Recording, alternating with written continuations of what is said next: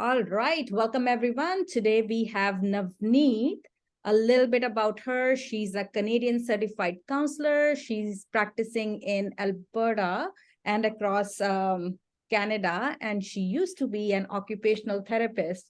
So before we jump into South Asian mental health topic, I just want to ask a little bit ask Navneet a little bit more about, tell us what made you shift from being an OT, being mental health practitioner, what happened? Okay, well, I'm still a practicing OT, so Yes. I would do both both jobs, or I wear both hats. So I'm still a full-time occupational therapist, but at that time it used to be a bachelor's, and now it's a master's program. So I didn't really want to do my master's in OT again. And I've always been fascinated with psychology. So I decided to do the master's in counseling psychology instead. The goal was always to have my own practice. So this was the way to do it. That's incredible, so inspiring. I think when we get older, like me and you, middle-aged women, we put our dreams aside. So I think you are like an inspiration to many women that you can never stop learning and growing. Absolutely. There's no age limit for that. At least one thing that can't be taken away from us, right? Is that education. Yeah. So tell me, like, what do you notice in your practice in terms of challenges that South Asian families face when it comes to mental health, even accessing counseling? Like, what have you seen? What do you notice? Yeah, so I think, the biggest thing is that cultural piece, right? Mental illness, first of all, is not easily acknowledged. We don't really accept it, as we would a cancer diagnosis or a diabetes cancer diagnosis, because you can see those things, right? So mental illness, you can't always see it. Mm. So I think that, and culturally, I think, struggle to admit that, there's a problem, let alone talking about it. Yes. Yeah. I Yeah, know that too. Like, we are like that collectivist culture where everyone's like, let's just talk among each other or shove things under the carpet. Let's not shed light on things that are difficult. exactly. Right. So even mistakes are frowned upon instead of seeing them as learning opportunities or ways to grow, right? Oh, it's a bad thing when we make a mistake. So I think all of those, and then the other biggest thing, right? Worrying about what people will say. Shh, we can't like let the family secrets out. How can you talk about us outside of the house? Those sort of perspectives, I think, hinder. The accessibility is there, but actually accessing and using the services, I think those cultural perspectives sometimes come in the way. Absolutely, yes. So Mm. what about other cultural factors, Navneet? Like, do you notice generational gaps, language barriers affecting the counseling process as well? Oh, absolutely. So I think that, because of those factors, that cultural lens is really important, right? As a therapist. Mm. So connecting with our clients, we know that the client and therapist relationship is key to therapy, right? So I often see, when I do work with clients in the South Asian community, there's such a relief. I've noticed that, like, the therapist gets me, the therapist understands. Right, I don't have to spend half a session providing the context right, and yes. explaining to someone outside the culture, why I can't just move out, or why I can't just tell my parents off, or those sorts of things. Yeah. So I really see, just in the short time I've been practicing, that relief is just huge for people. Yes, that the therapist gets me. And Gets me.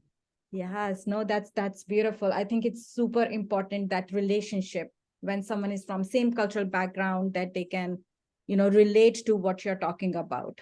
Yeah. Yeah. So, my mom, doesn't let me go out past 10 o'clock, for example. I get it. Whereas somebody else might just think, well, why not? You're 18, so just go. Yes, yes. Yeah. So what strategies or approaches, Navneet, do you use in your practice to build that trust, that, connection with folks who are reaching out to you for support? Yeah. So, I honestly, I don't think there's really a strategy, because my own experiences growing up as a child of immigrant parents, growing up in Canada, dealing with parentification, dealing with intergenerational trauma, makes me relatable. There's a natural empathy Hmm. because I've gone through those things myself, right? Yes. And I'm sure you can relate too, so that makes it that much more real. I Mhm. don't think we really need a strategy, because those experiences help the connection and bond. Absolutely, that life experience that you bring to the table. Yeah, yeah. So the rapport is naturally built, right? When the client sees that, oh, my therapist understands, Yes, right? And can validate their experiences. totally. Yeah. So do you want to talk a little bit about your own journey? Like, what was it like being child of immigrant parents? Yeah, so I think, this is what really fueled my practice. And, I've got even my story like on my website, but this is this was it, right? Growing up, like, I didn't understand. So, my parents came like back in like 72. Of course, I grew up here. I didn't have any mentor. I didn't have any older cousin who had already gone through it and could guide me, right? So that mentorship, the guidance, it was always like figuring it out for myself. Mm. Or mom, like this form needs to be filled out, or dad, this, parental slip needs to be signed. It was all on us to sort of figure out. Right. So I really struggled with, so then getting into high school, university, and I guess, I had dealt with depression for many, many years, but I didn't know that it was depression at the time. And I remember like when I could drive and I got to, high school, early university, I finally sought counseling for myself. Because I could do it, right? I figured it out that, hey, oh, okay, these things aren't normal. I need to be able to talk to someone. But no one knew that. Like my mom didn't know, like, oh, maybe she needs help or she needs to go talk to somebody, because it was often, right, like mental illness. Oh, well, just get up and exercise, or don't be lazy. Right. All those sorts of experiences. And I'm sure you see that in your practice too, right? When clients come with those sorts of examples and experiences. Yes, that you're not just being lazy. There is something Yeah. bigger here. And yeah, let's figure out what's going on. Yeah. I really can't get out of bed. Like I struggle to face the day. Hmm. That's not lazy. No. That's also not normal, Yeah. right? So normal in the sense that no, there's more to it than just, it's not a personality thing. Absolutely. So Yeah. what do you think, Navneet, in terms of like when it's such a taboo, like getting help, like what can, South Asian families do, parents, children, new immigrants, what can they do to get the support that they need? Yeah. So I think first of all, talking about it, right? The work you and I are doing right now, right? And our South Asian colleagues are doing in terms of bringing awareness, using social media to normalize Yes. therapy, to normalize that it's okay to talk, and normalize asking for help. Mm. So, and just being visible, increasing tolerance, and normalizing mental illness in general. Yes, yeah. I like that you use social media. I will be posting your website if it's okay with you in, Sure. Mhm. in the bottom in the resources, sharing it on social media, because like you said, that awareness that, conversation is so important so that we can say we are here, we exist, we can help. What you're facing is we understand, we've dealt with this. Exactly, right. We've been there, and this is not a you problem. This is, culturally, this is the impact of parenting. This is the impact of growing up in both cultures. Right. So are you accepting new clients right now? Yes, I am. Yeah. Yeah. So Yeah. what kind of folks do you help, and what kind of strategies would you normally use? Yeah, so I can give you some examples. So I Yes. remember like my first client in private practice. She was a young girl in her 20s and had actually moved out of her home, Right. moved out of the toxic environment that was just eating her up. And of course, now being, 20 some years older than her, I was just in awe, honestly, of how brave she was to be able to do that. Yes. Back in that day, I could never imagine doing that. Yeah, and like here now, like a lot of folks I connect with, like cost of living has gone up. It's hard to move out. Yeah, Right? yeah, it's hard to move out, right? Yes. Yeah. But imagine like moving out because your mental health cannot be in that environment anymore. Absolutely, yes. So incredibly important that you recognize that and you take an action and you Yeah. So with her, like, just doing like a lot of the CBT work, right? Working on the thoughts, those unhelpful thinking patterns. I used a lot of narrative therapy in terms of understanding her life story, helping her understand, oh, where did these core beliefs come from, right? Why do I believe this about myself, about others, about the world? How did that come to be? right. Right. So as she understood that, oh, okay, like those experiences or that environment or these people, oh, that's what formed these beliefs. So the nice thing is I can start to change them. Yes. Right. I don't have to believe that I'm not enough or I'm not worthy.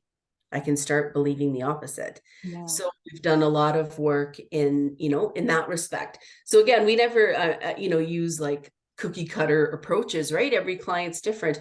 I have another client who was just recently diagnosed with bipolar disorder in his 30s. Right. There's actually, when we look back, there's quite a family history of that.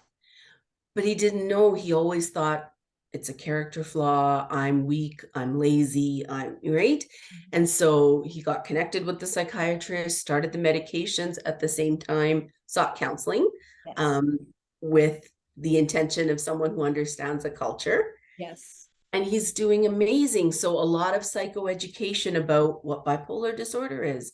What does the mania look like, right? What does the depression look like? Oh, the depression is related to the bipolar. That's not a me thing. Yes. Like he was just blown away. Yes. And so, helping him like grounding, like you said, right? The grounding, yoga, all those exercises to really help bring his nervous system down, especially when he's in the mania phase. We're working on things like, behavioral activation activities to boost his mood when he is in the depressive phase. And then understanding like what his patterns are. So, those are all things that we do in therapy. Yes. Do you sometimes use knowledge of, what you bring as an OT into your work as a mental health clinician? So I think because OT again is a really holistic approach, it really looks at how someone is functioning. Yes. Right. So it doesn't matter like what the reason is, what's happened, but how are they functioning? And that functioning could be, in leisure, in their productivity, in their environment, whatever that is. So I think that always helps me so I can understand the bigger picture with the clients, right? It's not just here in session, but how it impacts them in their day-to-day life. Right. Yes. Yeah. What else have you seen, Navneet, in your work when it comes to South Asian mental health? Like we've talked about, there's a taboo. Let's talk about it. Let's normalize it. Let's validate their feelings. What else have you noticed in your practice in terms of like even birth order or other things that can impact person's mental well-being? Yeah. So I'm working with, so family therapy, working with a mom and daughter to help repair a little bit of that relationship, right? And very, interesting enough. So with the mom, it's helping her to understand the role of parentification, or how it's not a blame thing. It's not a finger pointing that you did this wrong. It's a matter of understanding that whatever your child experienced or the memories they have do impact their mental health, do impact how they deal with the world, right? So really helping to normalize and let them know, right? It's not a blame game that you did something wrong. It's just about understanding where your child's coming from. On the flip side with the daughter, helping her to understand that mom, just like us, probably experienced that intergenerational trauma. She probably experienced not being able to use her voice, right? So together, learning to set boundaries with each other, listening to understand versus listening to respond. Right. Yeah. Right? Not about giving a response. It's not about fixing it. It's listening to understand what my mom is saying, listening to understand what my daughter is saying. Yes. Yeah. That So piece is so important. I don't know if in South Asian families we listen, we want to respond. Yeah. yeah, like I think back to my mom, right? We automatically go to, I want to fix it for my child. Yes. And who doesn't, right? It makes sense, right? I would want to fix it for my son, but they're not looking for the fix. Yeah. They're just looking to be heard, to be validated, someone to listen, right? Yeah. I mean, this family, I think, is in right hands, right? Like with the therapist who understands that dynamic and like how to help. So you work with families, you work with individuals. What are some Couple, couples as well? Okay. So yeah. you said you use narrative therapy in your work, CBT, or what other modalities do you typically use? So, solution focused therapy. So it really, if they're working on something like in particular, what else? Like you help me. What else do we? I'm sure we use a lot of stuff. What do you see in couples? Like how do you support Yeah, them? so emotionally focused therapy with couples, right? Just sort of understanding, oh, when my partner is behaving this way, I react this way, and vice versa, and sort of trying to understand like where the Pattern. shutdown or the breakdown happens, Yes, yes. right? And EMDR therapy, again, we know that's, well evidence-based therapy for trauma.